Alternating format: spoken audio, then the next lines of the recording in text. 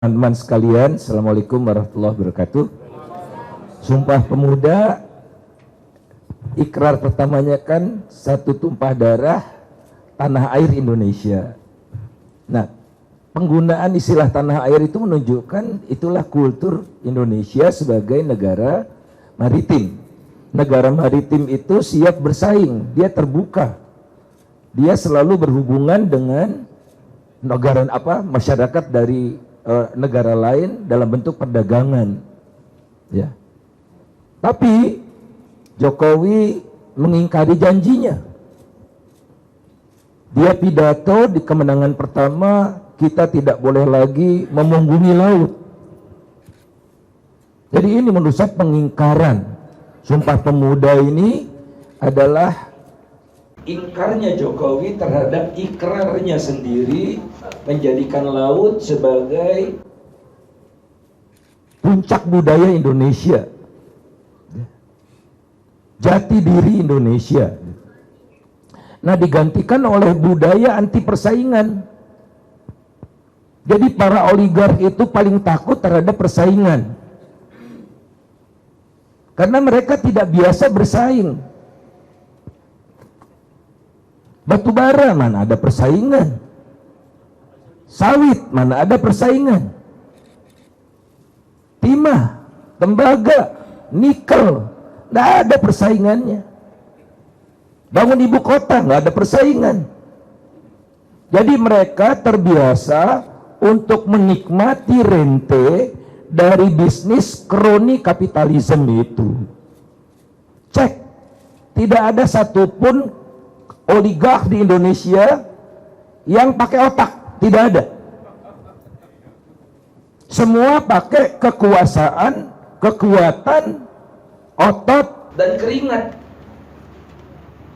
Keruk, jual, petik, jual, tebang, jual. Dari dulu seperti itu. Dan orangnya masih itu-itu saja. Dulu Prayogo Pangestu menggunduli hutan Indonesia. Ya. Sekarang masuk ke bisnis batu bara, bisnis ke pembangkit. Tidak bisa dia membangun pabrik air mineral, nggak bisa karena harus bersaing, anti bersaing. Nah, karena anti bersaing, maka niscaya harga yang dia kenakan kepada rakyat tinggi. Orang anti persaingan. Akibatnya apa? Orang miskin di Indonesia tetap banyak. Itu dia. Karena daya belinya secara tidak langsung dikeruk, diperas, diambil dari kantong rakyat sehingga rakyatnya lemes terus. Walaupun jumlah orang miskin di Indonesia turun terus, penurunannya makin lambat, kata Bang Syahganda tadi, betul. Namun masih ada 143 juta rakyat Indonesia yang hidupnya insecure. Apa enaknya insecure itu ya? Merasa belum aman. Besok saya makan apa ya? Dia tidak miskin, statusnya resminya tidak miskin. 52% dari rakyat Indonesia insecure. Malaysia cuma 2%, Thailand 6%, Vietnam 22%. Vietnam lebih miskin dari kita. Karena apa? Itu dia tadi, kemampuan mengeruk kapitalisme yang jahat itu tidak ada puas-puasnya kalau belum habis yang dia keruk itu.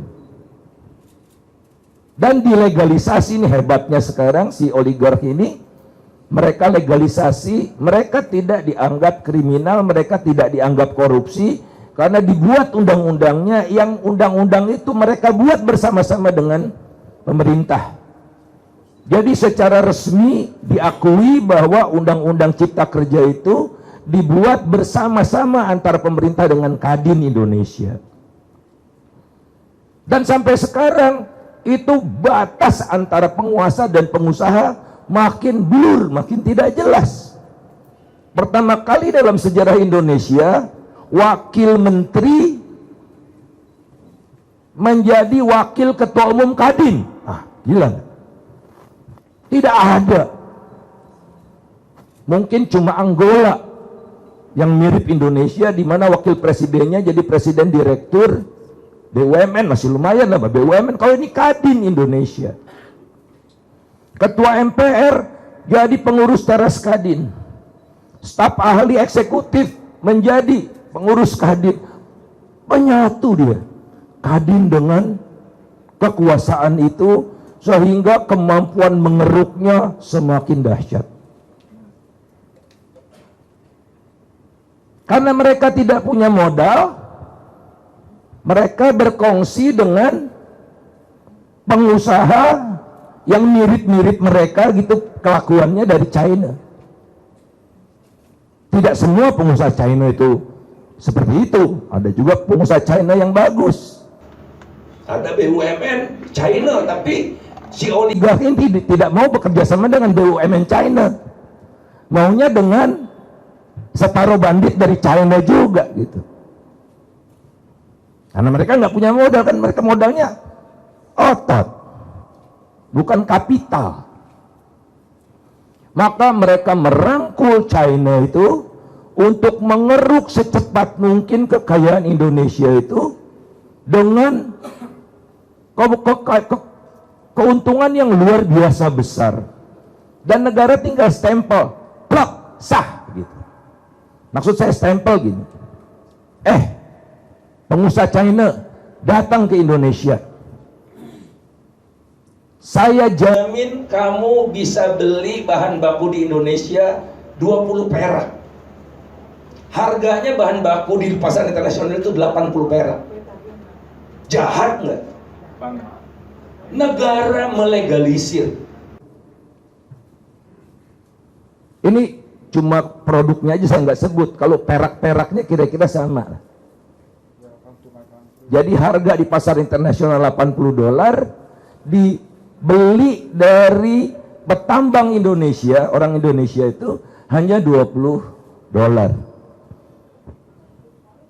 Sehingga pengusaha China yang benar pun mengeluh, karena tidak mungkin dia bersaing dengan perusahaan China yang beroperasi di Indonesia, yang bekerja sama dengan para oligark itu.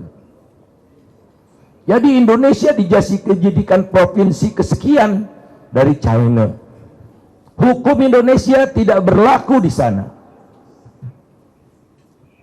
Oleh karena itulah relevan kita membahas Sumpah Pemuda ini dalam konteks sekarang.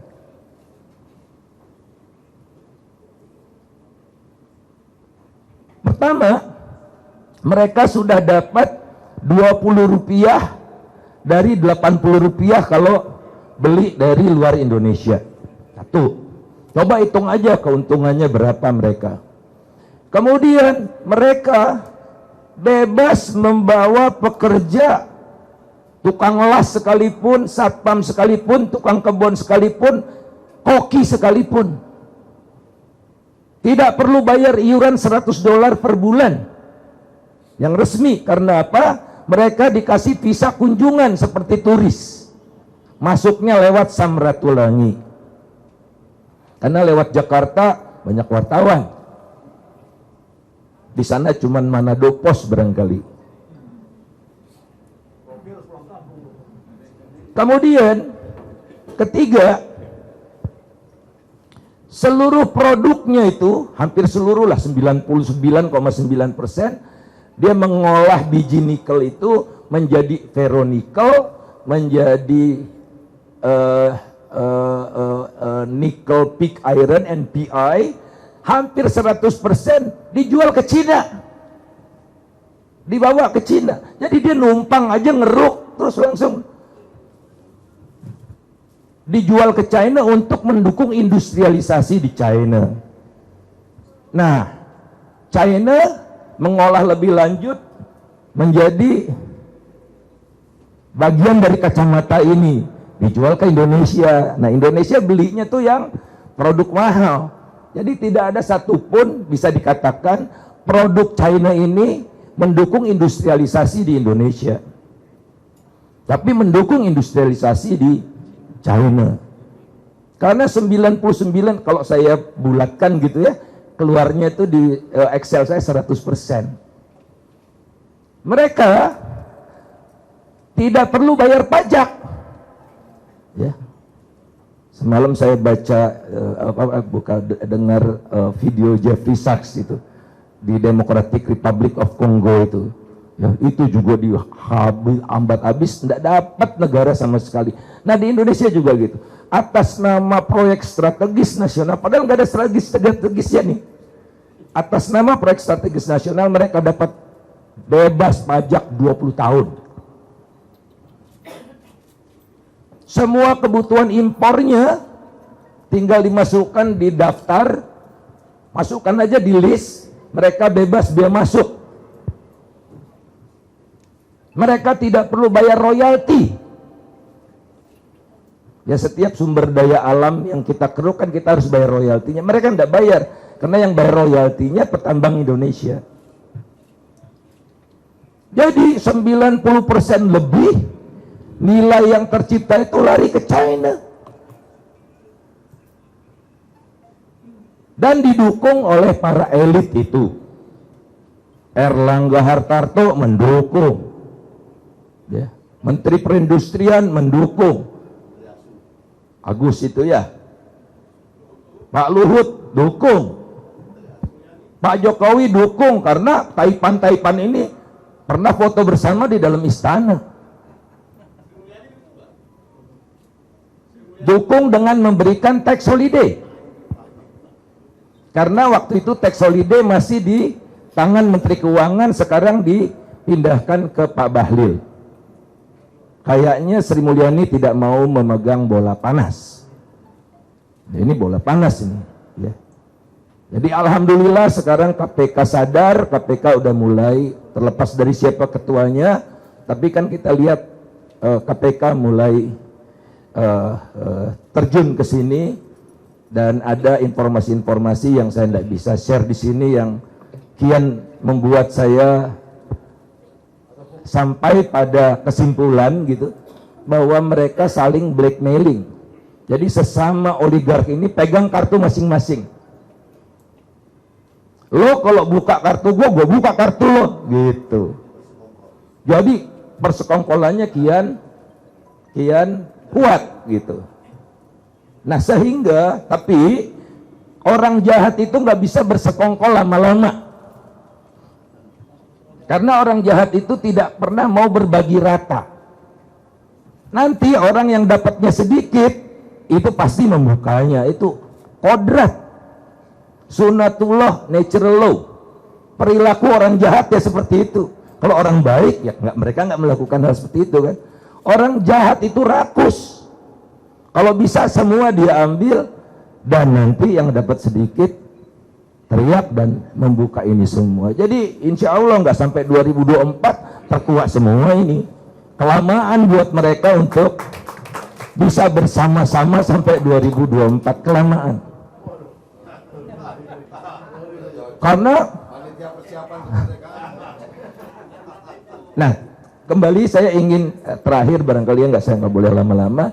Indonesia bakal jadi anggota tuan rumah G20 ya, karena emang ekonomi Indonesia itu nomor 17 terbesar di dunia, jadi masuk 20 besar.